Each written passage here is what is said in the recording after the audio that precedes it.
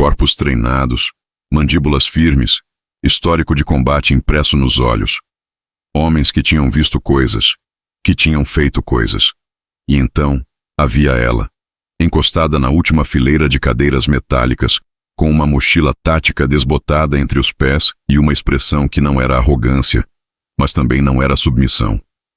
Era outra coisa. Algo que Mercer não soube classificar de imediato, e isso o incomodou mais do que deveria. Ninguém tinha dito nada ainda. Não abertamente, mas os olhares disseram tudo. O processo de triagem inicial durava 72 horas. Sem descanso programado, sem estrutura previsível, sem a menor misericórdia. Era assim que os Green Berets separavam os que queriam de verdade dos que apenas achavam que queriam. A diferença, Mercer sempre dizia, não estava nos músculos. Estava em algum lugar mais fundo, num lugar que a maioria das pessoas nunca precisava acessar. Ela se chamava Helena Vasquez, 26 anos, cabelos negros presos com um cordão simples. Olhos castanho escuros que não se moviam com pressa para lugar nenhum. Quando Mercer leu o nome dela na lista de candidatos aprovados para a fase presencial, ele releu 2 vezes. Não porque fosse impossível. Era incomum. E o incomum, naquele ambiente, raramente passava sem fricção. O primeiro exercício começou às 3 da manhã. 40 quilômetros de marcha com equipamento completo pelo terreno acidentado da base em Fort Bragg. Sem mapas digitais, apenas bússola e instinto. Chuva fina cobrindo tudo com uma camada de frio que grudava nos ossos. Os candidatos partiram em silêncio, lanternas na testa, respiração formando pequenas nuvens brancas no ar da madrugada.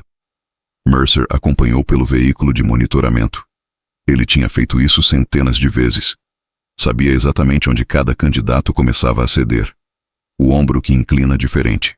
O passo que perde meio centímetro de comprimento. Os sinais sutis de quando um corpo começa a negociar com a mente. Às 4h40, o primeiro homem parou. Era um candidato vindo do 705º Regimento Ranger. 6 anos de serviço, 2 comissões no exterior. Ele simplesmente parou no meio da trilha enlameada, olhou para o horizonte escuro e ficou parado. Mercer não disse nada. Não havia nada a dizer. O homem sabia o que aquilo significava. Às 6h30 da manhã, com a luz ainda rasa e violeta no céu, Helena Vasquez cruzou o ponto de controle intermediário. 11ª no grupo. Nem na frente, nem atrás. Constante. Ela bebeu água, ajustou a alça da mochila com 2 movimentos precisos e continuou. Mercer anotou algo no bloco sem perceber que estava fazendo isso. O segundo dia foi diferente. Testes de campo táticos, tomada de decisão sob pressão simulada, comunicação em equipe com ruído e informação incompleta. Os candidatos foram divididos em grupos, e Helena foi colocada no grupo do Cabo Reis, um homem de 31 anos com histórico em operações especiais navais e um ego calibrado para não tolerar contrariamentos. A primeira hora foi tensa, mas funcional. A segunda hora, Reis começou a tomar decisões sem consultar o grupo. A terceira hora, ele começou a ignorar ativamente as sugestões de Helena. Ela não elevou a voz, não cruzou os braços, não fez nada que pudesse ser lido como conflito. Mas quando o grupo tomou a decisão errada no exercício de extração e o temporizador zerou antes deles chegarem ao ponto de resgate, foi ela quem, em voz baixa e sem olhar para ninguém específico, disse: "Nós tínhamos a rota certa desde o início. Não foi uma acusação, foi uma observação, mas pousou no silêncio do grupo como uma pedra jogada em água parada." Reis não respondeu, mas seus olhos encontraram os de Mercer por um segundo, e Mercer viu algo ali que reconheceu imediatamente. Não era raiva. Era o desconforto específico de quem acabou de perceber que subestimou alguém. A noite do segundo dia trouxe o exercício de resistência ao interrogatório. Era o momento em que a maioria quebrava. Não de dor física, mas de algo mais difícil de nomear. Privação de sono combinada com pressão psicológica simulada. Perguntas sem resposta certa. Ambiente construído para desorientar. Mercer observou pelo espelho unidirecional. Os candidatos foram chamados um por um. Alguns mantinham a postura. Alguns começavam a racionalizar, a negociar com os avaliadores, a procurar a resposta que agradasse em vez da resposta verdadeira. Era humano, era compreensível, e era exatamente o que os Green Berets não podiam ter numa situação real. Quando Helena entrou na sala, o avaliador responsável era o Major Harkins, um homem que passara 12 anos em operações encobertas e que havia desenvolvido a habilidade quase clínica de encontrar a fratura em qualquer pessoa. Harkins começou com as perguntas padrão. Helena respondeu com economia, sem ornamentos, sem defensividade. Depois, Harkins mudou de estratégia. Começou a questionar não as respostas dela, mas a presença dela ali. Usou o tom neutro e cirúrgico que ele reservava para os momentos em que queria ver o que havia embaixo da superfície. Você sabe que a maioria dos seus colegas aqui tem histórico de combate direto em zonas ativas. Ele disse, como se estivesse comentando sobre o tempo. Você tem algo que justifique estar nessa mesma sala?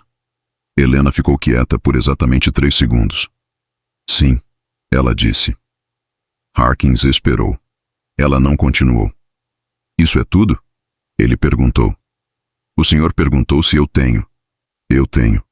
Se o senhor quiser saber o que, é uma pergunta diferente. Harkins inclinou levemente a cabeça. Do outro lado do espelho, Mercer parou de escrever. O terceiro dia chegou com sol forte e temperatura baixa. O ar estava seco e cortante. Era o dia da avaliação final de comando situacional. O exercício mais complexo do processo. Cada candidato assumia a liderança do grupo por um período específico e era avaliado não pelo resultado, mas pela qualidade das decisões sob condições de informação fragmentada e pressão de tempo real. Quando chegou a vez de Helena, o cenário simulava uma situação de extração em território hostil com um membro da equipe incapacitado e 2 rotas possíveis, cada uma com variáveis distintas de risco.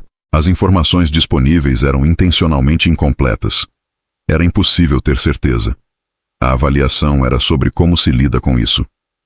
Ela pediu 30 segundos de silêncio ao grupo. Ninguém reclamou, mas os olhares trocados falaram o suficiente. Depois dos 30 segundos, ela começou a falar, não com urgência performática, mas com uma clareza que tinha peso. Ela dividiu as variáveis conhecidas das desconhecidas. Atribuiu responsabilidades com base nas capacidades observadas de cada um durante os 2 dias anteriores, não nos postos ou nos históricos. Ela tomou a decisão da rota com uma frase que Mercer depois repetiria em briefings por meses. Com o que temos, essa é a escolha mais defensável. Se estiver errada, a responsabilidade é minha. Se estiver certa, foi do grupo. O exercício terminou. O temporizador parou. A extração foi concluída dentro do tempo. O silêncio que se seguiu foi diferente do silêncio do primeiro dia. Era o tipo que vem depois de algo que não se esperava ver. Foi então que o documento apareceu. Não de forma dramática. Não havia nada cinematográfico na cena em si. Mercer estava na sala de revisão, montando os dossiês finais de cada candidato para a reunião de avaliação com o comando, quando o envelope de Helena Vasquez escorregou da pasta e caiu sobre a mesa aberta. Ele não pretendia ler além do básico. Mas o cabeçalho o deteve. Havia uma folha adicional dentro do envelope. Uma folha com classificação de acesso restrito que normalmente não acompanhava dossiês de triagem. Alguém no processo de admissão tinha incluído por protocolo especial. Mercer levou alguns segundos para entender o que estava lendo. Helena Vasquez não havia chegado ali vinda de uma unidade convencional. Ela havia passado os 3 anos anteriores em operações encobertas de inteligência, em parceria com uma agência cujo nome no documento estava parcialmente redigido.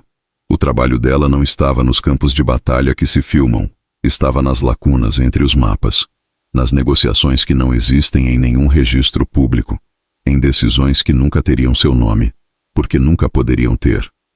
Ela havia pedido transferência para os Green Berets por vontade própria, deixando para trás uma posição que a maioria dos homens naquele galpão nunca chegaria perto de ocupar. Mercer ficou sentado com o documento nas mãos por um tempo que ele depois não soube precisar. Lá fora, pela janela do galpão, ele podia ver os candidatos finais descansando na grama. Helena estava sentada um pouco afastada dos outros, com os olhos no horizonte, segurando o cantil com as duas mãos como se o peso daquele objeto simples fosse suficiente por enquanto. Ela não parecia estar esperando por nada. Não parecia precisar que ninguém entendesse. Mercer dobrou o documento com cuidado, colocou de volta no envelope e ficou olhando para o nome dela impresso na parte de fora. Às vezes, a pessoa que ninguém vê na sala é exatamente aquela que já carregou o peso que os outros ainda estão aprendendo a levantar.